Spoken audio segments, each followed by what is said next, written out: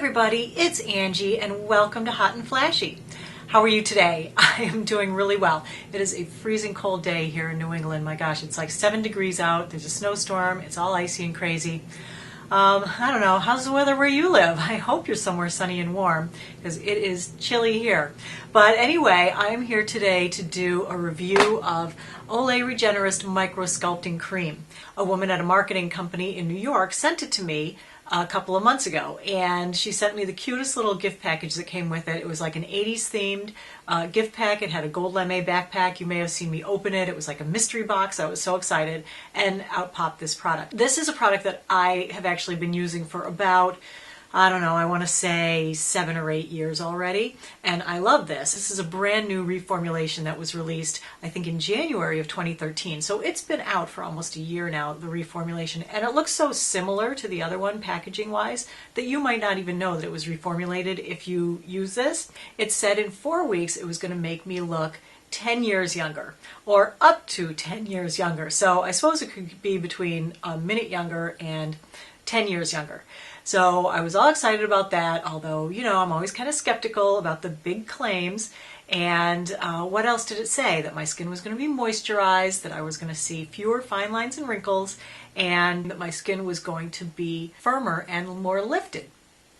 So I decided that I would use it every day for 30 days and put it to the test and see if I actually looked up to 10 years younger, firmer, more hydrated, or with less wrinkles. Now, what I have to tell you is if you don't watch my regular videos is that at the same time I'm also using Retin A, vitamin C serum, and a glycolic acid serum. So those things are kind of the big gun heavy hitters of anti-aging. If I have fewer wrinkles than I did 30 days ago, is it going to be the Retin A or is it going to be this over-the-counter drugstore product? For me, I gotta say, I probably think that it's the Retin A. I looked in the ingredients for this. It was hard to find the ingredients for the original version, but I managed to find them. And of the 42-ish ingredients that are in here, 39 of them are the same as the other one. So it's pretty majorly the same as the previous version, except that it has a couple of new ingredients, one that's derived from dill seeds and one that is an olive oil derivative. And those are supposed to help to deliver the active ingredients 10 layers deep into your skin and also to help with your surface cell turnover. And that's pretty much what my glycolic acid does. But I have to say, using the three like I do, Retin A, glycolic, and vitamin C, my skin's very sensitive all the time, and so I would kind of like to drop my glycolic. And I think now that this has been reformulated and it helps with this cell turnover on the surface, that I might just use this instead. Because, well, I noticed that this is very much the same as the original formulation. Let me show it to you if you're familiar with it at all. It's kind of a really pale, pinky flesh tone.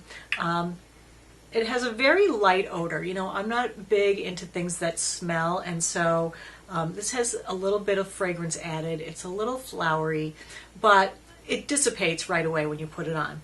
And as far as the consistency goes, now this, like, it's a thick cream, and that's why I think it's in the jar, even though the air can get in, because it's hard to get a thicker cream out of a pump. You know, a lot of it ends up staying in the jar and you end up wasting half your money. So I kind of like this, that I can get every drop out of the jar. On Paula's Choice website, you know, they always complain about the jar packaging, saying that the antioxidants are unstable when the air gets in there. But I don't really use it for the antioxidants. I use a vitamin C serum, and that's my antioxidant serum, which I love. Here it is, the consistency. You can see it's pretty thick, and if I just put it on the back of my hand and rub it in, it is a really, it feels a lot lighter than it looks in the jar. It kind of goes on light, non-greasy, dries down to a really smooth, like semi-matte finish. You can see there's not a lot of glare on there as I move it around in the light. And it's very smooth and non-tacky once it's dry. As far as pros and cons, differences from the original formulation. Now, the original formulation, really, the marketing was all about the moisturization, and that's why I loved it, because it was a really great moisturizer. And I live in New England, where it, you know, winters are so dry because you have the hot air blowing with the heat. The air outside is so dry and so cold. So I feel like there's no escape from the dry air here in New England in the winter.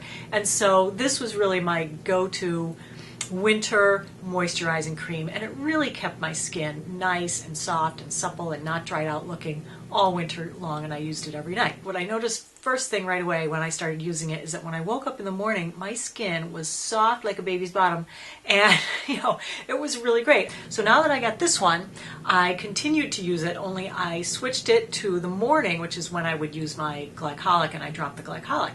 And I have to say, this really is quite a bit more active than the older version. The older version was, more of a passive cream. You would put it on, it would moisturize nicely, it would puff up your skin a little bit on the surface, and that's about it. It certainly did not micro-sculpt my skin or lift anything, but it was a great moisturizer. This one also provides the skin cell turnover, and it really does that well. So with this, when you first start using it, you're going to notice that you're going to have some flaking.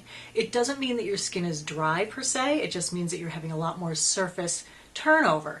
But because it causes this flaking, it kind of gives the illusion of drying, but really it's not. It's turning over those surface dead skin cells, which is great. And I'm thinking that the glycolic is too harsh to use every day or even every other day. This is a great option so that I can drop that out of my routine and use something that is moisturizing and works just as well to get that surface dead skin off there. So I am very pleased with the new formulation. It makes me a little nervous when they reformulate because it could take a great product and it could suddenly be junk that I hate, or it could suddenly be great but not what I'm looking for. So I like it that it feels the same, it looks the same, it smells the same, which is fine. They could make a fragrance-free one, which wouldn't be bad, and it moisturizes the same. Those things I love about it. And now it has the added benefit of sloughing off the top layer of your skin, so that's great. And if it does in fact penetrate 10 layers deep, then that's good too.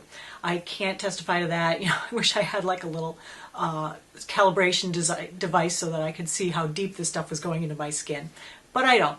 So what do you think? Did it make me look 10 years younger in 30 days? So I don't have before and after pictures with this because I feel like in a month, my expectation is not that I was going to look 10 years younger. Anyway, that is my review of the Olay Regenerist Micro-Sculpting Cream. And as always, thanks for watching and take care, everybody. Bye-bye.